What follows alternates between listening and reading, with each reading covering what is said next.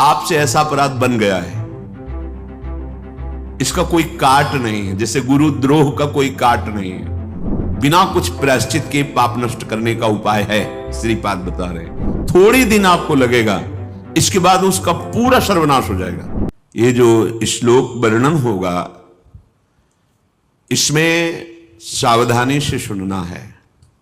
श्रीपाद कह रहे हैं कि यह कुर्यात् गुरुतल्प कोटि गमनम हन्याच विप्रार्बुदम स्वर्णं चापि हरेत् पिबेच्च मदिराम संसर्गवान् तादृशैः अन्यंचोद्भटगो वधाद्यघचयम् कुर्वीत सोप्यामृति श्री वृंदावनवास निश्चय सुनिर्वाही महाधार्मिक।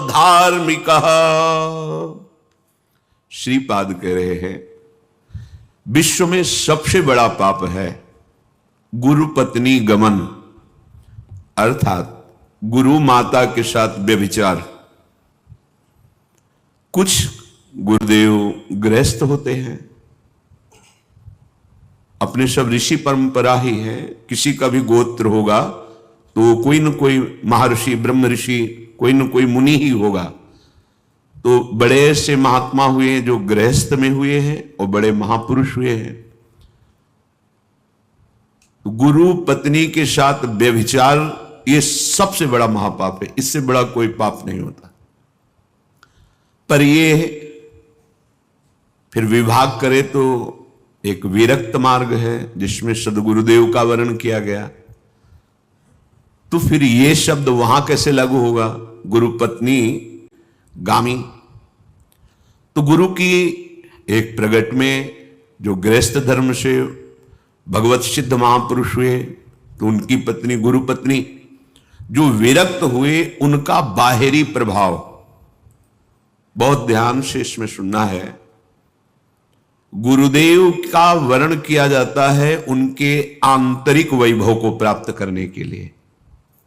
आंतरिक वैभव, कैसे साधना करे, कैसे सिद्धावस्था को प्राप्त हो, कैसे भगवत चरणारविंद की शरणागति हो, कैसे भगवत चरणारविंद की आसक्ति प्रकट हो, कैसे प्रिया प्रीतम का सानिध्य प्राप्त हो, ये कैसे हम काम क्रोध पर विजय प्राप्त करें, कैसे हम भारी से भारी दुख विपत्ति में भी मुस्कुरा कर निकल जाएं।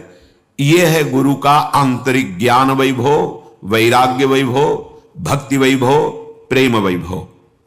शिष्यता स्वीकार की जाती है गुरु के इस वैभव पर अधिकार करने के लिए। गुरु के हृदय में विराजमान जो ज्ञान है, जो प्रेम है, वो हमारे हृदय में आ जाए, हम उसके सेवन करने के अधिकारी बने। यह है सच्चे शिष्य का लक्षण। जो शिष्य गुरुदेव के प्रभाव से आए हुए माइक भोगों को छल कपट के द्वारा उसका स्वामित्व पाने के लिए प्रयास करता है, वो गुरु पत्नी गामी का अपराधी होता है। गुरु के वैभव का भोग करना, जैसे गुरुदेव की शरण में हो तो इष्ट और गुरुदेव ही भरण पोषण करते हैं, क्योंकि शरणागत है।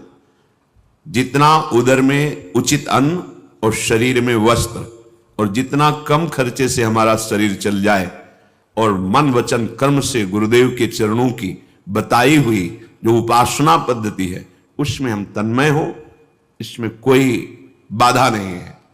लेकिन छल कपट करके, बुद्धिमत्ता दिखा करके हम गुरु के वैभव के स्वामी बनना चाहें और उसका भोग करें, तो गुरु पत्नी गामी का अपराध लगता है।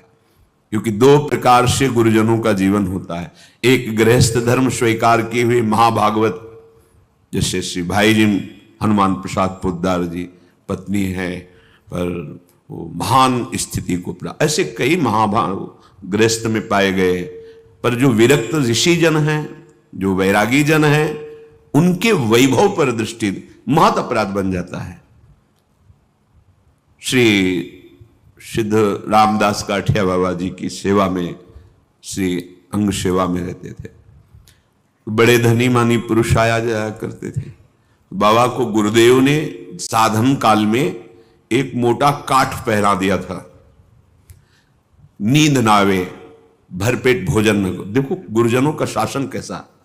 रात्रि की भीषण सर्दी में रात जग कर मंत्र जपना, कोई कंबल नहीं, कोई स्वेटर नहीं, थोड़ी आग, और आग बुझने न पावे, और आप स्वयं गुरुदेव अलग धुनी रमाकर पद्मासन में बैठे। किसी कारण से एक दिन आग बुझ गई। अब भीषण सर्दी का समय, तो गए गुरुदेव थोड़ी आग दे। इसका मतलब तुम सो गए? जी, गलती हो गई। नहीं नहीं, गलती नहीं, प्रमाद है, दंड स्वीकार करो, आज्ञा करो गुरुदेव। काठ का इतना मोटा ऐसे डाल दिया। काठ है तो भोजन भी उतना ही जाएगा जितना कस के बांध दिया गया, उतने ज्यादा होगा तो परेशानी होगी। अब उसे कोई कपड़े का तो है नहीं कि आप ढीला कर सकते हो। और सोने में सीधे लेटो, मोटा इतना काठ पड़ा, चाहे जिधर बाएं लेटो दाएं लेटो, कैसे, वो तो चारों